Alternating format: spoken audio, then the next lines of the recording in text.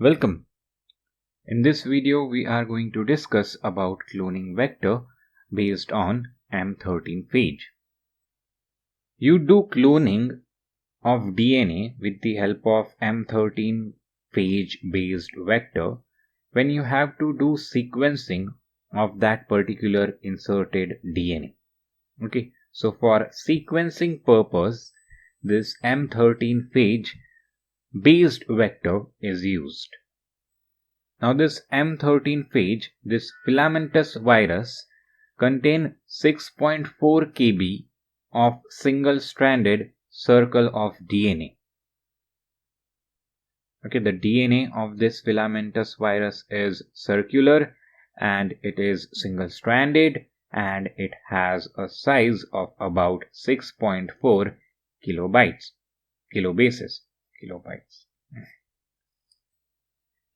Now M13 enters into E. coli via bacterial sex pilus, and this bacterial sex pilus is a protein appendage that permits the transfer of DNA between bacteria. So between two bacteria, the transfer of DNA occurs through this bacterial sex pilus, and with the help of this, M13 phage enters the E. coli. Now, single-stranded DNA of this virus particle, which is also known as positive strand, is replicated through an intermediate circular double-stranded replicative form which contain positive strand and negative strand. Okay, so there is this intermediate circular double-stranded replicative form with the help of which this positive strand, this single strand DNA of the virus particle replicates. And the positive strand which is produced by this is packaged into new virus particles. Now about 1,000 M13 progeny is produced per generation. Okay, so their production is quite high. Now, a surprising thing, a striking feature of this M13 phage is that it does not kill the bacterial host. And that is the reason why the large quantity of M13 can be grown and easily harvested. Okay, so you can grow 1 gram of this M13 phage in 10 liters of culture fluid. And that is a considerably high amount of growth that you get. Now this M13 vector is prepared for cloning by cutting its circular RF DNA at a single site with an restriction enzyme. Okay, you prepare M13 vector for cloning by cutting its circular RF DNA. And you cut it at a single site with a particular restriction enzyme. Now this cut is being made on the polylinker region. Okay, this polylinker region contains a series of closely spaced recognition sites for restriction enzymes, and only one restriction site is there in a vector. Okay, so consider this particular restriction site GAATTC. Now this sequence will be only present one time. Okay, it means in the vector this sequence will not repeat. It will only occur one time. Okay, restriction sequence, restriction site.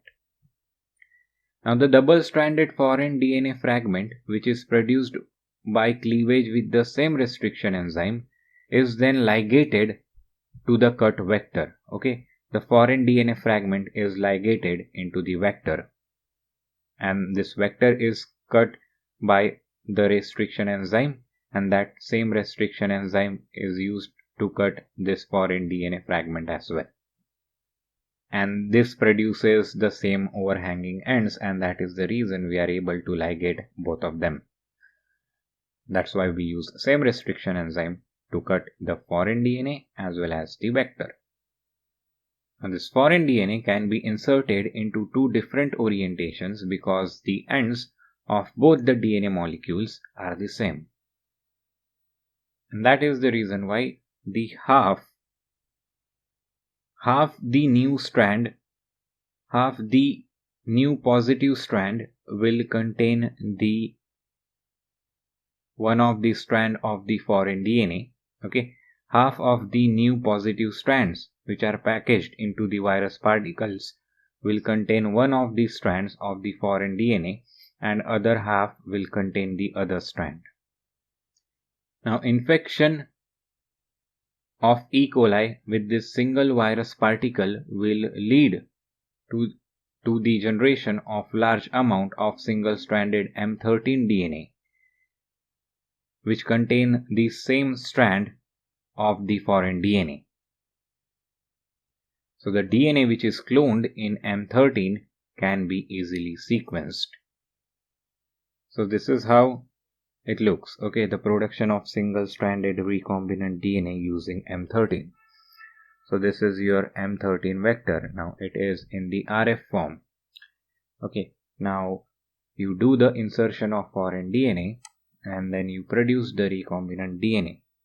Now this recombinant DNA, you put it into the host cell.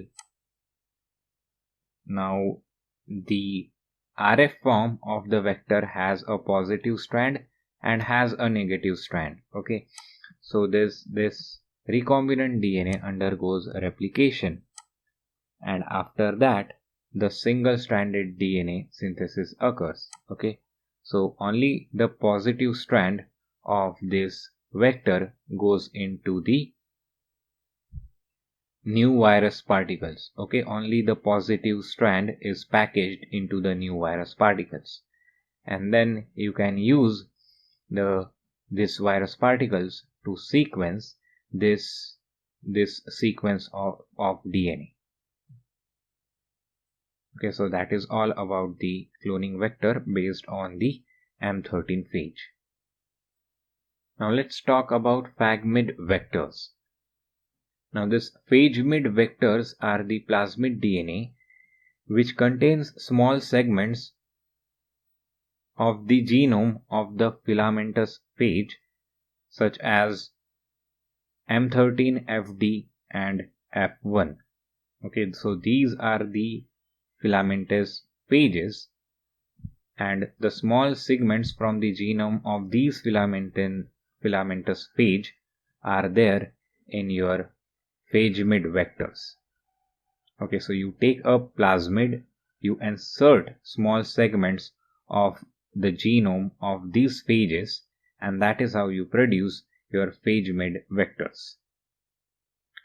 Now, the selected phage sequence that you are incorporating into the plasmid to produce PHAGmid contain all cis containing elements. Okay, there are cis elements in this selected phage sequence, and that is the reason why your PHAGmid, okay, the plasmid plus this phage sequence is able to do DNA replication, and it is able to be assembled into the phage particles. Now this PHAGmids permits successful cloning of the inserts which are several kilobases long. Okay, so you can do cloning of those DNA inserts whose size is considerably large using PHAGmids. Okay, if you use M13 vector for cloning these long sequences of DNA, then the insert, this long heavy insert in the M13 vector becomes unstable. Okay, so that is the reason why M13 vectors cannot be used to clone these inserts which are several kilobases long. Okay, you have to use PHAGmids for that. Now after the transformation with the suitable E. coli strain of this recombinant PHAGmid, okay, after you put this recombinant PHAGmid into a particular E. coli, that particular E. coli cells are superinfected with normal filamentous helper phage such as M13 and F1. And why this is done? This is done to provide the coat protein.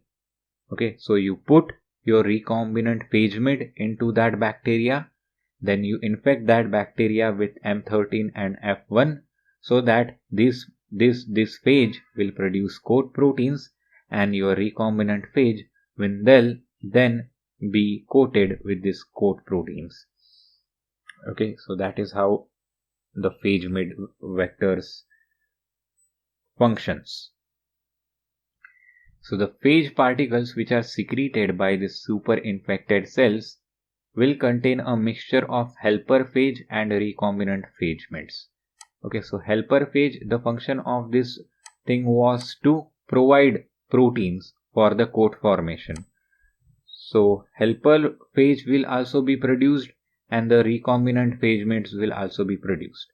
Okay, so this M13 and F1 which are infecting, they will replicate as well, and this recombinant phagemid will also replicate, and that is the reason why the phage particle at last which you get is a mixture of your recombinant phagemid as well as this normal filamentous helper phagemid. Okay, and then you have to isolate, okay, you have to differentiate the recombinant phagemids from this normal phages. So the mixed single-stranded DNA population that you get can be used directly for sequencing. Okay, if you want to do sequencing, then you can use that mixture, because of the fact that the primer which will initiate the DNA strand synthesis, okay, for DNA sequencing is designed to bind specifically to the sequence of the phagemid vector which is adjacent to the cloning site. Okay, so in phagemid there is a sequence. To that sequence only the primer will bind. Okay, so in mixture the phagemid vectors will only be sequenced. Okay, so this mixture contains both normal phages as well as phagemids. But when you insert the primer into that mixture, that primer is going to bind only phagemids, and that is how you can use this mixture for DNA sequencing, because the primer will not bind the normal phages, it will only bind the phagemids, and it will help in sequencing of those phagemids. Now let's have a short discussion about P1 vectors and PAC as well. Now this P1 bacteriophage which is there has a larger genome as compared to lambda genome. Okay, so the genome of this P1 bacteriophage is about 110 to 115 kb, and that is considerably larger than the lambda genome. So these vectors have been designed with an essential replication components of P1 which is incorporated into the plasmid. Okay, so you take the essential replication components of this P1, you incorporate that into plasmid, and that is how you develop a new vector.